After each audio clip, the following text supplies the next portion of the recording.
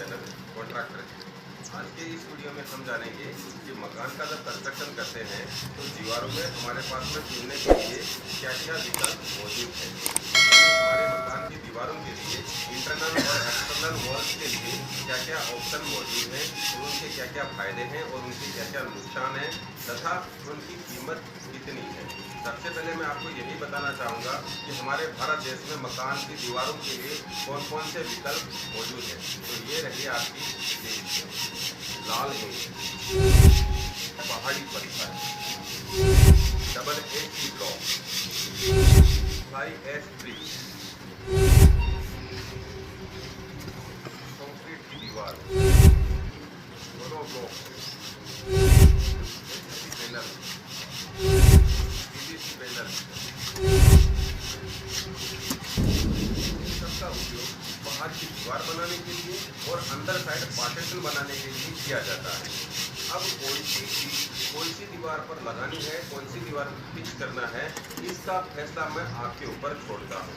लेकिन मैं आपकी इतनी उलझन कम कर सकता हूँ यह बताकर कि इसके फायदे क्या हैं और उसकी कीमत कितनी होती है और ये कितने हमको यही कहूँगा कि आप अपनी बुद्धि और विवेक का इस्तेमाल करके ही इन चीज़ों का उपयोग। सबसे पहले जानते हैं इन लाल ईंटों के बारे में। लाल ईंटों से घर बनाना सबसे अक्लमंदी का काम माना जाता है, क्योंकि कम खर्च में 100 साल तक दीवारों को जोड़कर रखने वाली कोई चीज़ है तो वो है लाल ईंटें। ये लाल ईंटें आपको बहुत आसानी से किसी भी शहर, गांव या ढाणियों में मिल जाती है। इसके मिट्टी और लेबर भी आपको आसानी से मिल जाते हैं। चिनाई के लिए किसी केमिकल या फिर एडेसिव की जरूरत नहीं होती है। आप इसको सामान्य सीमेंट और सेंट के साथ में मोटार बना के कर सकते हैं। लाल ईंटों की दीवारें साउंड प्रूफ और वाइब्रेशन फ्री होती है। अगर आप 6 इंच मोटी दीवार बनाते हो और दोनों साइड प्लास्टर करते हो तो 1 स्क्वायर फुट का खर्चा आता है 70 रुपया प्रति स्क्वायर फुट। लाल ईंटों से अगर आप 9 इंच की दीवार बनाते हैं और दोनों तरफ प्लास्टर करते हैं तो इसका खर्चा आता है 110 रुपया से 120 रुपया प्रति स्क्वायर फुट। अब आते हैं इन फ्लाई एश ब्रिक्स की ओर। दोस्तों, आजकल फ्लाई एश ब्रिक्स का चलन भी काफी बढ़ गया है। ये ईंटें भी रेड ब्रिक्स की तरह काफी स्ट्रॉन्ग होती है और परफेक्ट साइज और शेप होने के कारण इनकी चिनाई जल्दी हो जाती है।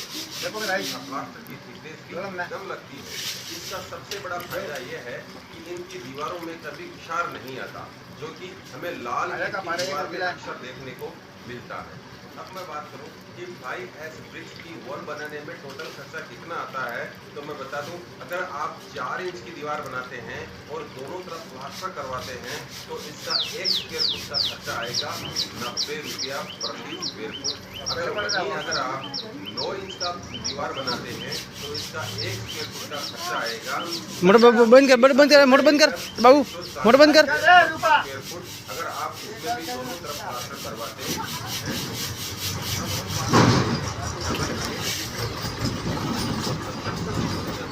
डबल AC ब्लॉक भी काफी पॉपुलर होते हैं। इन ब्लॉक की विभिन्न साइज और शेप इनको खास बनाते हैं। ये जो AC ब्लॉक होते हैं वो रेड ब्रिक और फ्लाई एश ब्रिक्स के मुकाबले काफी हल्के होते हैं। ये इतने हल्के होते हैं कि ये पानी में डूबते भी नहीं है, बल्कि तैरने लग जाते हैं। इनके ज़्यादा वजन नहीं होने के कारण बिल्डिंगों में ज़्यादा वजन नहीं बढ़ता है। इनको ज़्यादातर हाई राइज की बिल्डिंगों में ही इस्तेमाल किया जाता है। इनमें काम भी बहुत फास्ट होता है, जिसके कारण लेबर कॉस्ट काफ़ी भी होती है। यह जो सहायक होते हैं।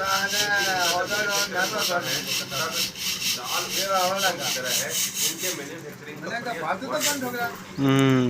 एसएससी ब्लॉक पानी को बहुत कम सोखते हैं और यही इसकी खास खूबी के कारण बरसात के दिनों में दीवारों से पानी बाहर से अंदर की तरफ नहीं आता है। जबकि हमने कई बार देखते हैं कि जब लाल ईंट की दीवारें होती हैं उनमें से बरसात के दिनों में पानी अंदर आ जाता है, लेकिन एसी ब्लॉक में ऐसा नहीं होता, क्योंकि ये पानी को अंदर की साइड में इन ब्लॉक पर ना करके डायरेक्ट पुट्टी या लगवा सकते हैं या फिर कोई दूसरी ड्राई वॉल भी कर सकते हैं। अभी तक मैंने डबल एसी ब्लॉक की कुछ खूबियां बताई है। अभी मैं कुछ ऐसे तथ्य बताता हूँ जिसके कारण डबल एसी ब्लॉक यूज करने से नुकसान होते हैं। उसके बाद में मैं आपको इसकी कीमत के बारे में बताऊंगा। एसी कमजोर होते हैं, साधारण ईंटों के मुकाबले थोड़ी सी ज्यादा। एसी ब्लॉक को जोड़ने के लिए यानी कंस्ट्रक्शन करने के लिए इसमें सीमेंट का उपयोग नहीं होता है। इसके लिए एक खास प्रकार की सीमेंट आती है जिसको हम एडेसिव कहते हैं, उसको काम में लिया जाता है। सीमेंट से महंगी होती है।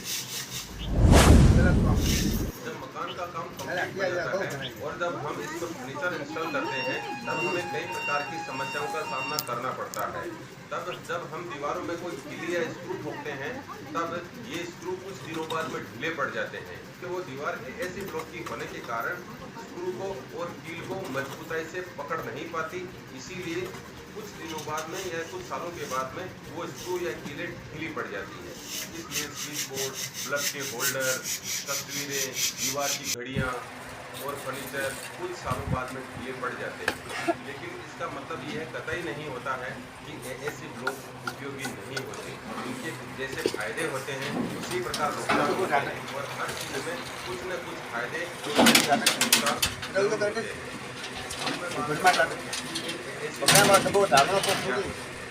अगर आप कोई दीवार बनाते हैं और दोनों तरफ प्लास्टर करते हैं तो इसकी कॉस्टिंग पड़ेगी 180 रुपया पर स्क्वायर फुट।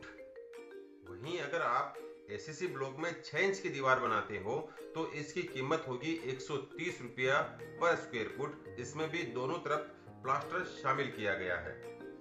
और अगर आप इसकी 3 इंच दीवार बनाते हो और दोनों साइड प्लास्टर करते हो तो इसकी कुल खर्च आएगा 118 रुपया पर स्क्वायर फुट। अब बात करते हैं एएसी वॉल पैनल की। दोस्तों, बहुत सारे लोग एएसी वॉल पैनल के बारे में नहीं जानते हैं। हर व्यक्ति को एएसी वॉल पैनल के बारे में जरूर जानना चाहिए क्योंकि जब भी वो मकान बनाए तब एएसी पैनल का जब उनको नॉलेज होगा तो उसको वो काम में ले सकते हैं और उनको फायदा हो सकता है।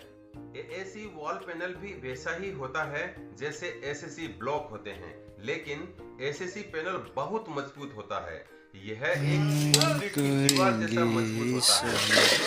इसको बनाते समय cement, adhesive, polymer, aggregate, sand, steel and aluminium का उपयोग होता है। यह वॉल पैनल किसी भी कंक्रीट वॉल से काफी लाइट वेट होते हैं। इन पैनल की साइज बड़ी और वजन में हल्के होने के कारण इनमें बहुत जल्दी काम हो जाता है। इन पैनल में अलग-अलग सरियों का उपयोग किया जाता है। मसाला से वॉल पैनल की एक मजेदार बात बताऊं, ये गर्मियों में ठंडे होते हैं और अब बात करते हैं कि साइज कितनी होती है, प्राइस कितनी होती है। वॉल पैनल की मैक्सिमम लंबाई 20 फुट और चौड़ाई 2 फुट होती है। 4 इंच और 6 इंच की होती है। यह ऐसी वॉल पैनल आपको कई छोटी साइज में मिल जाती है, लेकिन